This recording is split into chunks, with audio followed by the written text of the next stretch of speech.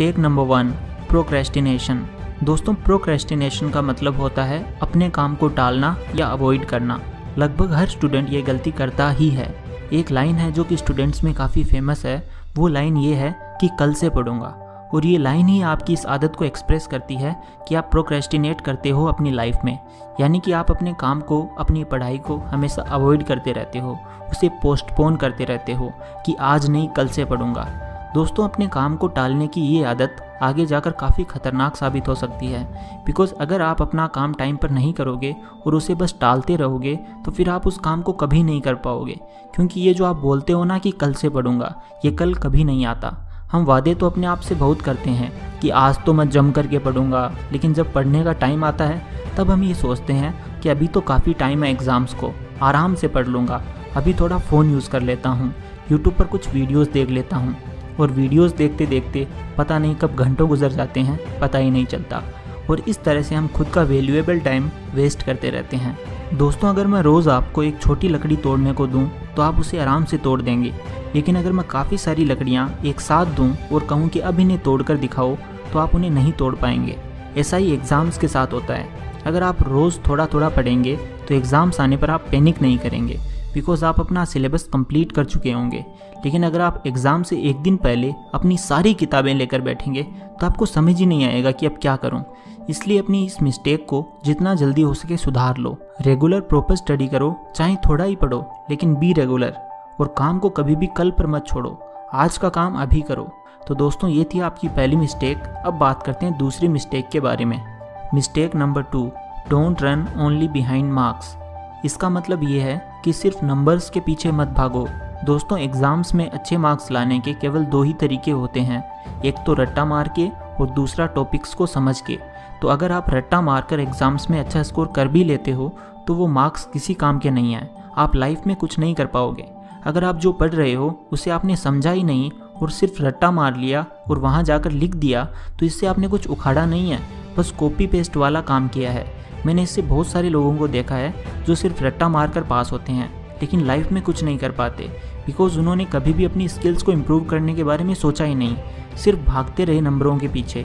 और काफ़ी सारे ऐसे लोगों को भी देखा है जिनके नंबर्स तो कम आते थे लेकिन उन्होंने अपनी स्किल्स और सेल्फ इम्प्रूवमेंट पर ज़्यादा ध्यान दिया और आज वो सक्सेसफुल हैं, बड़ी बड़ी कंपनीज़ के मालिक बन चुके हैं या उन्होंने खुद का बिजनेस स्टार्ट कर दिया है। इसलिए नंबर्स को उतनी ही इंपॉर्टेंस दो जितनी उनकी रियल में है, ना उससे ज़्यादा ना उससे कम। इसलिए अपनी नॉलेज को इम्प्रूव करने के लिए पढ़ाई करो। पढ़ाई करो तो ऐसा लगना चाहिए जैसे कोई गेम खेल रहे हो, मज़ा भी आ रहा है और साथ में दिमाग भी तेज़ हो रहा है। फिर देखो कैसे बदल जाएगी आपकी लाइफ। इसलिए ये हमेशा ध्यान रखना, जो भी पढ़ो उसे ऐसे पढ़ो कि यार आज कुछ नया सीखने को मिलेगा। अगर ऐसे पढ़ोगे तो मार्क्स भी गजब के आएंगे और लाइफ में भी आप काफ़ी तरक्की करोगे। Mistake number 3, being in bad company of friends.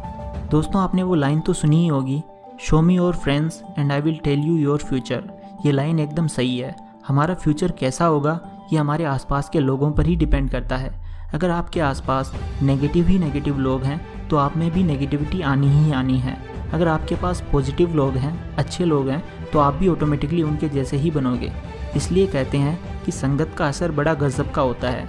अगर अच्छी संगत में रहोगे तो अच्छे बनोगे और एक बार बुरी संगत में चले गए तो आप भी बुरे ही बनोगे। इसलिए हमेशा दोस्ती उनसे करो जो आपसे एक लेवल ऊपर हैं। इससे क्या होगा कि आप भी उनके लेवल पर चले जाओगे।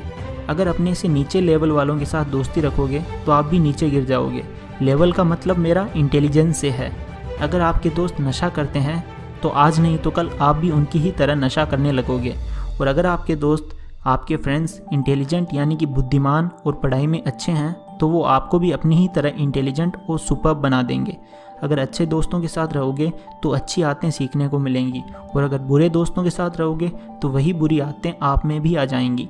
इसलिए दोस्तों, संगत का असर पड़ता ही पड़ता है। इसलिए बुरी संगत से हमेशा बचो और अच्छे और इंटेलिजेंट लोगों के साथ जाकर चिपक जाओ, वो आपको भी अपनी ही तरह बना देंगे। आई होप आपको मैंने जो भी बताया वो समझ आया होगा। Mistake number 4, miss use of social media. दोस्तों, सोशल मीडिया को इसलिए बनाया गया था ताकि आप ज़्यादा से ज़्यादा लोगों से कनेक्ट कर सकें और उनके साथ अपने नॉलेज को शेयर कर सकें। लेकिन अनफॉर्चुनेटली आज हम उसी सोशल मीडिया का यूज़ सिर्फ टाइम पास के लिए करते हैं। सच तो ये है कि हम सोशल मीडिया को यूज़ नहीं करते, सोशल मीडिया हमें यूज़ करने लगा है।